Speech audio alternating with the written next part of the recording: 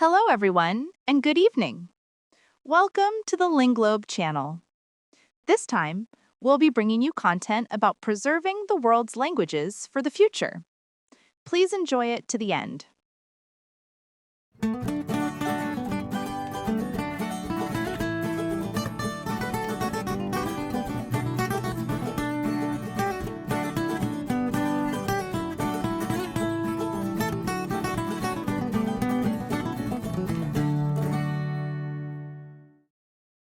Welcome to Linglobe Voice. You know, when you think about how a culture survives, how it moves through time and across these massive landscapes, you probably picture physical monuments, right? Oh, absolutely. Like stone ruins or dusty scrolls in a museum. Exactly. We are so conditioned to look for physical artifacts. But what if the strongest monument a people can build isn't made of stone at all? What if it's made entirely of breath? That is such a compelling way to frame it. I mean, it completely flips our standard archaeological understanding. A living monument is far more resilient because it actively adapts every time two people speak. And that invisible monument is exactly what we are exploring today. We are looking at a truly fascinating stack of Linglobe materials, entirely focused on the Bemba people of South Central Africa. It's a remarkable narrative, it really is. It is. And that brings us to slide 1, the Bemba Heritage, a story of culture and voice. Our mission for you listening is to unpack how the Bemba identity is this perfect intertwining of cultural architecture and linguistics. Right, we aren't just looking at vocabulary words, we're looking at an entire worldview that's literally encoded into syntax. Yes, exactly. But to understand that society, we need to know where we are on the map. Looking at our next slide, the High Plateau, heart of northern Zambia. The geography here is just massive. It really is. The Linglobe materials show us that the Bemba are the largest ethnic group in modern-day Zambia. We're talking over 4 million people. And their reach doesn't even stop at that border. No, it spills over into the Southern Democratic Republic of the Congo and all the way into Western Tanzania. And the anchor for this huge region is their language, ChiBemba. Which is sometimes pronounced ChiBemba. And the relationship between this geography and their cultural footprint is just essential to grasp. I mean, a high plateau, 3,000 to 5,000 feet up, is not a gentle environment. Right. The materials mention the Mayamba woodlands and these really rigid seasons. Exactly. Heavy rains, harsh dry seasons, and the soil is notoriously acidic and leached. So if the soil is that poor, how do you end up with 4 million people anchored by a shared framework? You do it through incredible social engineering. The fact that their culture spans across modern national borders proves that these cultural boundaries are much older and deeper than lines drawn on a modern map. It's staggering. 4 million people. But they had a journey there first, right? Which brings us to our next slide. The Great Migration from the Congo Kingdom. Ah, yes. The Bantu migrations. Right, the ancestral roots trace back to those broader migrations across Central Africa. But the turning point for the Bemba was a 16th century branching out. It was a highly distinct, motivated movement. They didn't just slowly drift. Right. The Linglobe materials say they departed the massive Congo Kingdom driven by exploration, which led to the Luapula settlement. And the Luapula River wasn't just a landmark, it was an absolute lifeline. I think of it like this sprawling family tree. You have this ancient root system in the Congo Kingdom, and then a specific branch stretches out to find new soil, but it stays deeply connected to the root. That's a great analogy. They brought their linguistic DNA and their hierarchical frameworks with them to establish this new kingdom along the river. And the architect of that territory brings us right to our next slide, the Paramount chief, the Chitimukulu legacy. The very apex of the kingdom. Yes, the Chitimukulu. The Linglobe materials emphasize that this chief is the ultimate cultural anchor. He centralizes language, governance, and ritual power. And we have to adjust how we view leadership here. A listener might hear king and think of a purely political monarch passing laws and collecting taxes. But it's much deeper than that, isn't it? Oh, absolutely. The core of his authority is ritual power over the land itself. In Bemba cosmology, he is the living embodiment of the ancestors. So his physical well-being is intrinsically tied to the land's health. Precisely. If the chief is ill, the land suffers. This centralizes the ritual power so deeply that the role persists with immense influence even today. Which sets up this really fascinating dynamic. You have this singular, powerful figure at the top, but the everyday survival looks very different. Let's transition to our next slide, the matrilineal web. Bonds of kinship. This is where we get to the grassroots level. Right. Lineage and inheritance are traced explicitly through the mother's ancestral line. Extended family networks form this primary safety net. Community cohesion over individualism, always. In this system, your mother's brother, your maternal uncle, holds a deeply significant authoritative role in your life. Okay, so I have to ask, how does a society balance having a singular paramount chief at the top with such a deeply decentralized matrilineal safety net at the grassroots level? It's actually the ultimate system of checks and balances. It creates incredible resilience. The top provides ritual unity and dispute resolution, right? Right. But the mother's line provides the everyday survival mechanism. If a specific chief is weak, the society doesn't collapse because your access to food and land is woven into your maternal network. That makes perfect sense. The top gives them a unified sky, but the maternal web gives them solid ground. And speaking of the ground, let's look at our next slide, Roots in the Earth, a legacy of agriculture. We have to talk about how they feed themselves on that tough plateau. Exactly. The Linglove materials detail the agricultural heart of Bemba society, maize, cassava, and sorghum. And coastal and forest regions augment this with fishing and hunting. But remember those acidic soils we talked about? They developed a highly specialized slash-and-burn technique called ChiBemba. Which requires immense collective labor, right? Oh, yes. Men cut branches, women and children stack them, and burning them neutralizes the soil's acidity so they can plant millet. And the materials also mention cassava, which was brought from South America. Cassava was an agricultural miracle for them. It's drought-resistant and can stay in the ground for years without rotting. It's a literal underground granary. So they are completely reliant on the community for physical sustenance. And that leads naturally into how they view human milestones.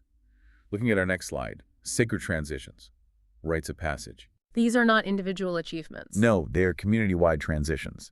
Marriage, for example, is framed as uniting extended kinship networks, not just two people falling in love. You could almost frame it as a diplomatic treaty between two massive matrilineal webs. It alters a safety net for dozens of people. Wow. And the materials highlight the historical significance of female initiation ceremonies, too. Yes, the chisungu. When a girl reaches puberty, she undergoes intense instruction led by senior women. They teach her esoteric knowledge, agriculture, and social expectations. Because in a matrilineal society, she is the literal vessel of the community's future. Exactly. It anchors her vital role. So it's all about societal sustenance.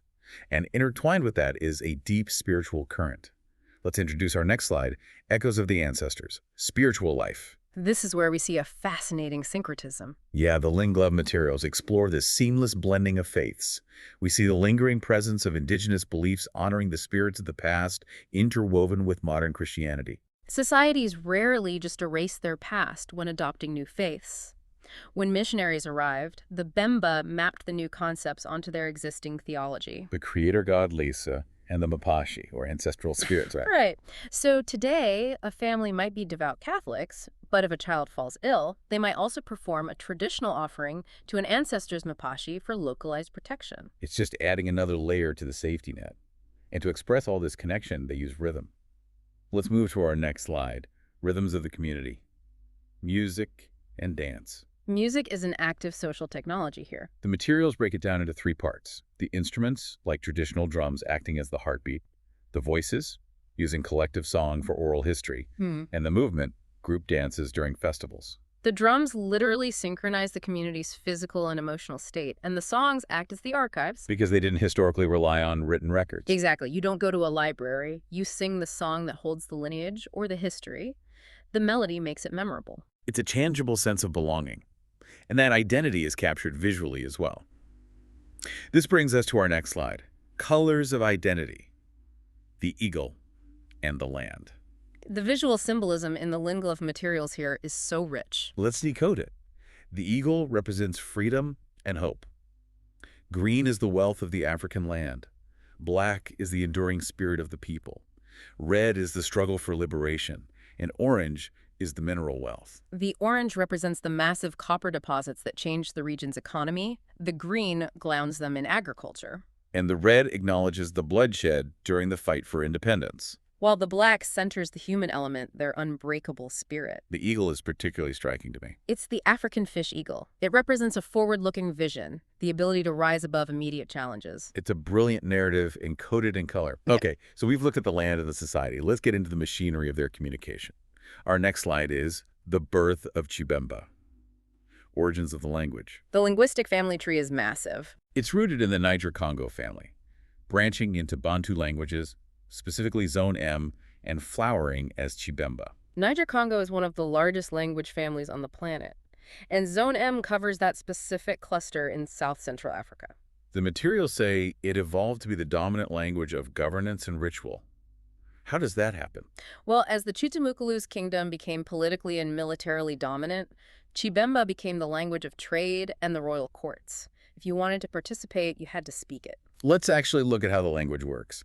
Our next slide is linguistic anatomy, the Bantu framework. This is where it gets really elegant. The mechanics are fascinating. We have a subject-verb-object order, a noun-class system defined by prefixes, and an agglutinative structure. The agglutinative structure is incredibly efficient.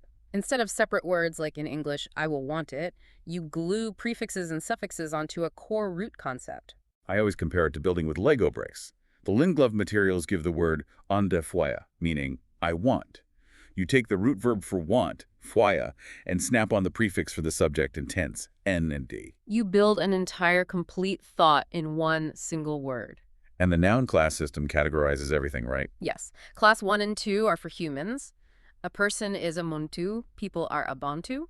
Class 7 and 8 are for things, isintu and ifintu. The grammar itself forces a philosophical categorization of the universe. That is mind-blowing, but it gets even more complex. Let's look at our next slide, the power of pitch. A tonal symphony. This is a huge hurdle for non-native speakers. The rule is that ChiBemba is a tonal language.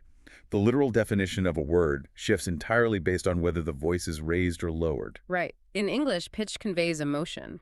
In ChiBemba, pitch is structural to the word's identity. So high pitch versus low pitch changes the meaning completely. Completely. Because it was historically unwritten, the language exists purely in spoken rhythm. Every conversation is a musical symphony. Which begs the question of how you write it down. Let's introduce our next slide, from sound to script, writing the language. Translating a tonal symphony to paper is quite the undertaking. The materials share examples. She for shani, meaning how. She for chili, meaning is. But then bu for bueno, meaning good, which is a blend of both lips and a W sound. Missionaries tried to capture these unique sounds using the Latin alphabet by creating digraphs like B and W, but it's a simultaneous articulatory muscle movement that letters just don't convey well. And they didn't mark the tones, did they? Rarely. So the written word flattens the nuance and relies heavily on context. So you really have to hear it. Let's examine that daily immersion with our next slide, the rhythm of dialogue, essential voices. The everyday interactions are so important. We have muli shani, meaning how are you? Bueno, I'm fine. Matotela, thank you. And chali bueno, which means delicious or good. I just love saying that one, chali bueno. Your pronunciation's pretty good. And, these aren't just throwaway lines. They are an essential social contract. Affirmations of mutual existence, right? Exactly. It's the daily maintenance of that matrilineal web we talked about. You are verbally checking the knots in the safety net. So how do you teach all of this to a child? That brings us to our final slide. Play is pedagogy, transmitting culture. This is the genius of indigenous education. The Linglove materials discuss how games are accompanied by call and response chants. Ichienga with stones, Chiwaya with bows and arrows, Impale with hoops, and Kabukuba with flapping and hopping. Western contexts separate play from learning. The Bemba synthesis obliterates that boundary.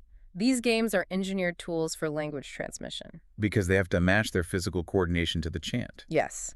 In Ichienga, children absorb the tonal pitches and vocabulary into their muscle memory while tossing stones. And Kabukuba teaches that your individual rhythm must harmonize with the group or the game fails. They are literally playing their civilization into the future. Well, we have covered so much of the Linglove materials today. From the high plateau migrations to the rhythmic clapping of children's games, it shows how perfectly culture and language are intertwined for the Bemba people. It really does. It's a living, breathing architecture. Exactly. Thank you. Thank you for watching until the end. We will continue to bring you many more languages from around the world. Please subscribe to our channel. See you next time on the Linglove channel.